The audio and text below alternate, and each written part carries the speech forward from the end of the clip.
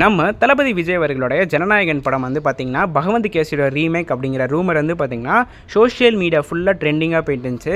ஒரு சில விஜய் ரசிகர்கள் வந்து பார்த்திங்கன்னா இல்லை இந்த படம் பகவந்த் கேசரியோட ரீமேக் இல்லை, அவுட் டோண்டல் ஹச் வினோத்தோட படம் அப்படின்னு வந்து சொல்லியிருக்காங்க. இன்னும் ஒரு சில விஜய் ரசிகர்கள் வந்து பார்த்திங்கன்னா இந்த படம் பகவந்த் கேசரியோட ரீமேக்காக இருந்தாலும் பரவாயில்ல, நாங்கள் போய் பார்ப்போம் அப்படின்னு வந்து சொல்லியிருக்காங்க. பட் இப்போ நமக்கு வந்து பார்த்திங்கன்னா ஒரு அஃபீஷியல் அப்டேட் அப்படிங்கிறது கிடச்சிருக்கு. இந்த படம் அப்படிங்கிறது பகவந்த் கேசரியோட ரீமேக் அப்படிங்கிற அஃபீஷியல் அப்டேட் வந்து நம்ம கிடச்சிருக்கு. பட் 100% ரீமேக் வந்து கிடையாது, 60% தான் ரீமேக், 40% வந்து பார்த்திங்கன்னா நம்ம ஹச் வினோத்தோட படம் அப்படி தான் சொல்லியிருக்கணும். ஸோ அந்த 60% என்ன ரீமேக் வந்து பண்ணாங்க அப்படிங்கிறத பற்றி இந்த வீடியோவில் வந்து நம்ம டீட்டெயிலாக டிஸ்கஸ் பண்ண போகிறோம். ஸோ நம்ம பகவந்த் கேசரி படத்தில் நம்ம பாலையாவும் நம்ம சரத்குமார் அவர்களும் வந்து பார்த்திங்கன்னா போலீஸ் ரோலில் வந்து நடிச்சிருப்பாருங்க. நம்ம சரத்குமார் வந்து பார்த்திங்கன்னா ஒரு மென்டராக வந்து பாலையாவுக்கு வந்து இருப்பார். ஸோ அப்படி இருக்கையில் நம்ம சரத்குமார் அவர்கள் அந்த படத்தில் இறந்து போயிடுவார். அதற்கப்புறமா நம்ம பாலையா வந்து பார்த்திங்கன்னா சரத்குமாரோட பொண்ணை வந்து ஸ்ரீலீலா வந்து நடிச்சிருப்பாங்க.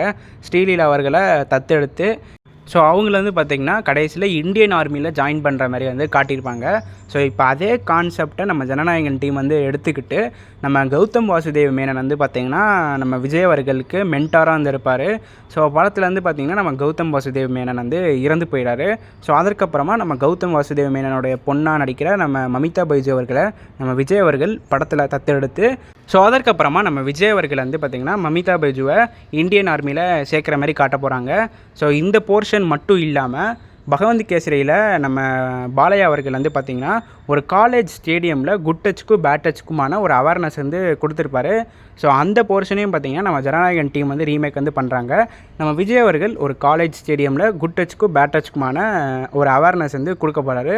ஸோ இந்த 2 போர்ஷனை மட்டும்தான் நம்ம ஜனநாயகன் டீம் வந்து பகவந்த் கேசரியிலேருந்து ரீமேக் வந்து பண்ணுறாங்க. ஸோ மித்தபடி வேறு எந்த சீனையும் பகவந்த் கேசரியிலேருந்து நம்ம ஜனநாயகன் டீம் வந்து ரீமேக் அப்படிங்கிறது பண்ணல அப்படி தான் சொல்லியாகணும். ஸோ இந்த 2 போர்ஷன்ஸை நம்ம ஜனநாயகன் டீம் வந்து ரீமேக் பண்ணுறது ஓகேவா இல்லையா அப்படிங்கிற உங்களோட ஹானஸ்டான கமெண்ட்ஸை மறக்காமல் கீழே கமெண்ட் பாக்ஸில் பதிவு பண்ணிட்டு போங்க.